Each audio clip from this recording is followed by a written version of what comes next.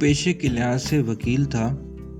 ملک وال اور منڈی بہاؤدین کی عدالتوں میں لوگوں کی پہلی ترجیح وہی ہوتا تھا۔ فیس لاکھوں میں لیتا تھا اور قتل کے ملزموں بلکہ مجرموں کو بھی بری کروا دیتا تھا۔ پھر وقت بدلتا ہے، اس کی عمر ڈھل جاتی ہے، وہ بوڑھا ہو جاتا ہے، آنکھوں کی بینائی اس حد تک کم پڑ جاتی ہے کہ سامنے کھڑی اپنی سگی بیٹی تک کو نہیں پہچان سکتا۔ روپیہ پیسہ سارا اولاد بانٹ لیتی ہے۔ بیٹے اپنی بیویوں بچوں کو لے کر یورپ سیٹ ہو جاتے ہیں۔ بیٹی کی شادی جاگیردار گھرانے میں ہو جاتی ہے اور ایڈوکیٹ فراز صاحب گھر میں اکیلے پڑ جاتے ہیں۔ اولاد چونکہ مظلوموں کی دھوکے سے ہٹائی گئی دولت پر پلی بڑی ہوتی ہے یا ظالموں کے ظلم چھپانے کے لیے دی گئی دولت پر جوان ہوئی ہوتی ہے، لہذا اس میں مروت نام کی کوئی چیز نہیں ہوتی۔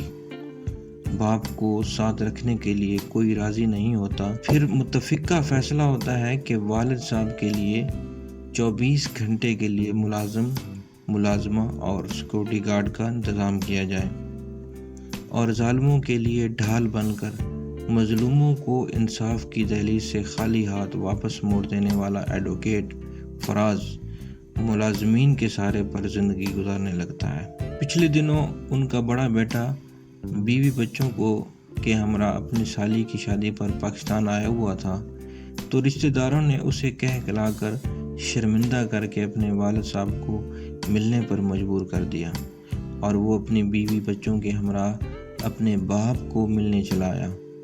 جس وقت وکیل صاحب کا بیٹا اپنے باپ کو ملنے آیا، اس وقت میں بھی وہاں موجود تھا۔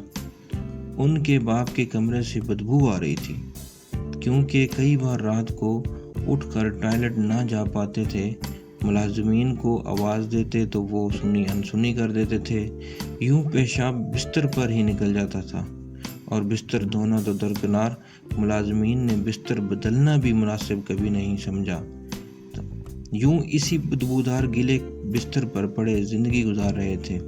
جب ان کا بیٹا کمرے میں داخل ہوا تو ناک پر رومال رکھ کر بنا باپ کو ملے ہی واپس مڑ گیا۔ میں حیرت سے یہ سارا منظر دیکھ رہا تھا۔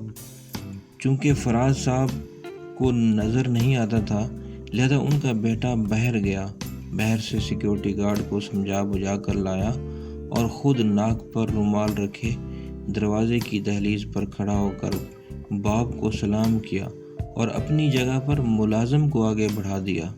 ملازم نے جا کر بوڑھے وکیل کو گلا لگا لیا اور بوڑھا بیچارہ اسے ہی اپنا بیٹا سمجھ کر چومتا رہا۔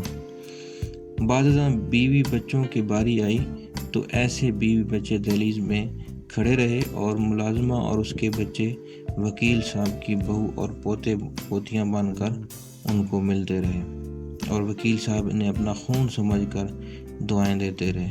زیادہ سے زیادہ 10 منٹ وکیل کا بیٹا بہو بچے گھر میں رکے اور پھر نکل گئے۔ نہ انہوں نے جاتے ہوئے باپ کو الوداعی نظروں سے دیکھا، نہ بات کی، نہ کوئی چیز دی۔ میں حیرت سے بیٹھا یہ سارا منظر دیکھ رہا تھا اور سوچ رہا تھا کہ کل کلاں کو جب یہ شخص اپنے باپ کی جگہ پر ہوگا تو اس کے بچے اس کے ساتھ کیا رویہ اپنائیں گے۔ لاکھ دل چاہنے کے باوجود بھی میں وکیل صاحب کو حقیقت نہ بتا سکا کہ جن لوگوں کو وہ بہو بیٹا اور پوتا پوتیاں سمجھ کر مل رہا تھا، وہ در حقیقت اس کے گھر کے ملازمین تھے۔ اس کے بیٹے نے تو باپ کے قریب آنا بھی مناسب نہ سمجھا۔ بیٹے کے اس طرح کے رویہ اپنانے میں بلا شبہ ضرور کہیں نہ کہیں وکیل صاحب سے اولاد کی تربیت کرنے میں کمی رہ گئی ہوگی، مگر مجھے حیرت ہے کہ مسلمان گھرانوں میں پیدا ہونے اور قرآن و احادیث کا علم ہونے کے باوجود بھی ان کے بیٹوں نے والدین کا احترام نہ کیا۔ خیر، میں تھوڑی دیر وکیل صاحب کے پاس بیٹھا، ان کی بیمار پرسی کی اور پھر چل دیا، مگر یہ واقعہ مجھے بہت کچھ سمجھا گیا۔ مجھے سب سے پہلی چیز یہ سمجھ آئی کہ مال اور اولاد آزمائش اور فتنہ کیسے بنتے ہیں۔ مجھے دوسری چیز یہ سمجھ آئی کہ پیشہ کوئی بھی اپناؤ مگر ظالم کے ساتھ کھڑے نہ ہو، اور تیسری اور سب سے اہم بات یہ سمجھ آئی کہ اپنی اولاد کو رشتوں سے محبت اور احترام کرنا سکھاؤ۔ ان کے دل میں دولت اور عہدے کا لالچ پیدا نہ کرو، یہ تینوں کام وکیل صاحب نے نہیں کر سکے، مگر میری یہ خواہش ہے کہ کہانی سننے والے لوگ ضرور کر لیں گے، کیونکہ وکیل صاحب کا وقت گزر گیا مگر آپ کا وقت آج شروع ہو رہا ہے۔ بہت شکریہ۔